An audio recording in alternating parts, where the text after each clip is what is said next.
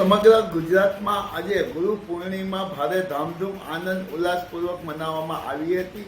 ત્યારે સુરેન્દ્રનગર જિલ્લાના વઢવાણ તાલુકાના દુધેજ ગામે વડવાળા દેવની જગ્યા આવેલી છે અને આ ગાદીના પતિ કનીરામ બાપુ છે અને કોઠારી બાપુ તરીકે મુકુંદાસ બાપુ છે। ત્યારે આજે વડવાળા દેવની જગ્યાની અંદર વડવાળા દેવના સાનિધ્યમાં આજે ગુરુ પૂર્ણિમા મહોત્સવ મનાવવામાં આવ્યો હતો। ત્યારે ભારતભરના રબારી સમાજના લોકો મોટી સંખ્યામાં વિસર્જન મેદનીની અંદર ઉપસ્થિત રહ્યા હતા અને ગુરુ પૂર્ણિમાની ઉજવણી કરવામાં આવી હતી। ગુરુની વંદના કરવામાં આવી હતી, ગુરુનું પૂજન કરવામાં આવ્યું હતું, તેમજ ગુરુને ફૂલહાર પહેરાવવામાં આવ્યા હતા, શાલ ઓઢાડવામાં આવ્યા હતા, ગુરુને તિલક કરવામાં આવ્યા હતા। ત્યારે વડવાળા દેવના મંદિરના મહંત કનીરામ બાપુએ તેમજ કોઠારી બાપુ મુકુંદાસ બાપુએ રબારી સમાજના લોકોને શુભ ગુરુ પૂર્ણિમાના શુભ આશીર્વાદ આપ્યા હતા અને